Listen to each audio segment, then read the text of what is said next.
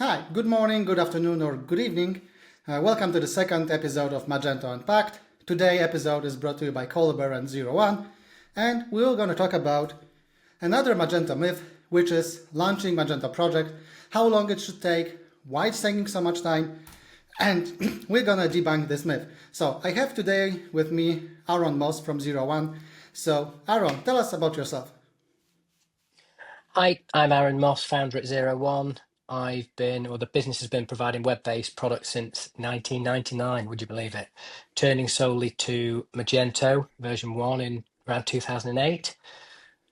Our company values are really established around the initial boom of Magento 1, delivering exciting customizations for Magento and fueling growth for then smaller merchants. And really now we're in a period where I think we're reliving those experiences of those good times, and I think these discussions and the way that the ecosystem is I guess having its renaissance period is yeah, it's quite it takes me back 10 years, put it that way. That's awesome. Thanks for sharing. So I'll just disable the slide.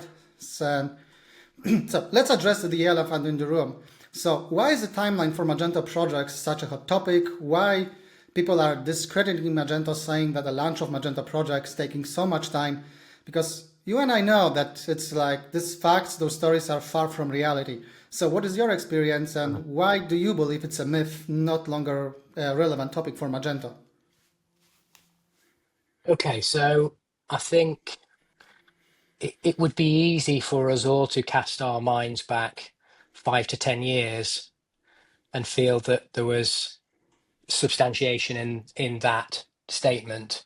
I think there's several things playing currently now. So today, as an agency, we simply feel that narrative it's simply out of date. It's not the real today. It's simply what is in the public domain in terms of the opinions that have been shared from years ago that simply haven't been addressed and updated.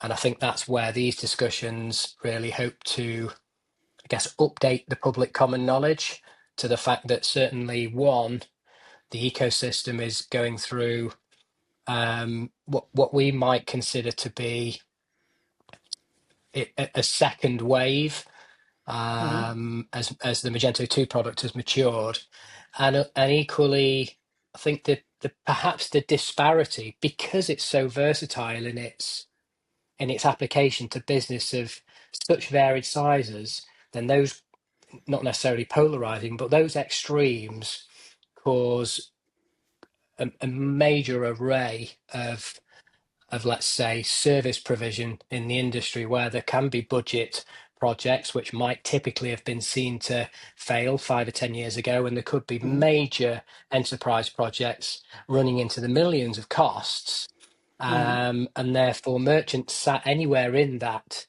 ecosystem could have experienced disparity in prices, which also can bring uncertainty. I think what we're doing now is leveling out to understand that whilst Magento can still provide a very different and Mhm. yet suitable product to business of different sizes, it may just take a little bit longer for the merchants to find the let's say the vendors and the agencies most appropriate to them. Does that make sense? Yeah, that totally makes sense. And I think it's just Magento, but it's not just about Magento, it's about whole e-commerce system and creating application based Mm. on open source framework. But let's also Yeah. be honest with the enterprise project. I think it's hard to discuss that Magento time to launch can be lowered because the enterprise business has their own set of rules. So I think our focus, saying that Magento myth is the launch takes a long of time, we should address it to small and medium-sized business. Don't you agree? Absolutely, absolutely. And in response to that, it's going to events and having these discussions for me as a business and a person personally in this ecosystem for 15 years. I'm sharing our truth really, which has been the passion was born from Magento 1. And as a business, we maintained only a support and a service provision for Magento as version 2 came out, and other agencies perhaps then diversified and looked at a greater number of platforms in order to provide a service. We stayed, because we're a small business, we stuck with Magento, and therefore we really only have that reference point of Magento 1 when it was arguably a simpler platform, but actually we took the same customers through a journey to Magento 2, but we understood what they were used to investing as businesses on Magento 1, and we tried our best to make sure that those same, economies of scale and investment levels could be matched. We've spent 10 years trying to do that, trying to make Magento 2 as affordable as Magento 1, and it has been a challenge, but actually we do believe we've achieved it. And timescale also comes into that, obviously, because budgets and build costs and labor costs, where your build costs are largely attributed. So, and it's now exciting to see other products in terms of tooling and infrastructure and automation and all those other products that are now existing in the Magento ecosystem, echoing that same potential of actually affordability and accessibility. This takes us on to one point that I think always comes up when I have this discussion is really is MVP, merchant minimum viable product, is Yeah, really answering the time scale. I was Go on. about to actually jump into that because I do believe that what you mentioned proves that the market, the Magento ecosystem, is much more mature than it used to be. But it's also from the from the agency point of view, when we are discussing a project with merchants, they actually have an MVP ready most of the times. So it's really good to see that the whole ecosystem and the whole market is much more mature than it used to be. And to follow up on what you said, I think that it is possible actually to get Magento 2 project faster running than Magento 1. Well, obviously if you have the right team behind you, but Yeah. that's what I believe, that Magento 2 is much more flexible than Magento 1, and sometimes it's more easy to actually do things on that platform. But let's get back to the topic at hand with the launch. I also agree that the provisioning, it's becoming much more easier, and we actually can see a lot of solutions that allow you to launch a Magento store in a matter of minutes, sometimes in a matter of seconds. But it's really good to see that the community steps and solutions have been created that simplify the way we do things with Magento, which basically lowers the cost of launching the platform. Absolutely. And we have to acknowledge at this point the other products that have driven innovation in the e-commerce industry and understand that the SaaS business model has significant strengths in their ability to both, well, protect a platform in certain senses, but also provide instant access as a setup for small businesses. And those practices are not, those tools and that technology is not exclusively available to SaaS. It's something that can simply be adopted in our ecosystem as well as any other open source product.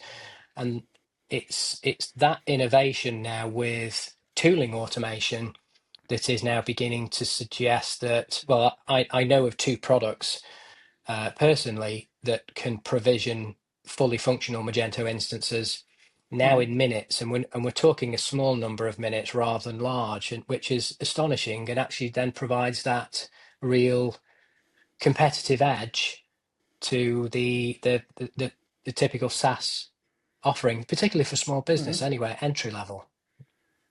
Yeah, fully agree on that. You can actually start Magento, like you mentioned, in a matter of minutes. So it's really amazing where community has brought in, how many great solutions have actually reappeared or have been created by everybody surrounding the e-commerce ecosystem. Because I will get back to you on what you mentioned before, that we are kind of living in the renaissance of open source e-commerce. And it's just about Magento. Basically, launching any e-commerce store on open source is much faster and reliable than it was a couple of years ago. Yeah, and I think the agencies can play a key part in that in multiple ways. I think one is certainly from our perspective, there has been a re-education to be, let's say, much more considered in the way that we provide customizations to merchants.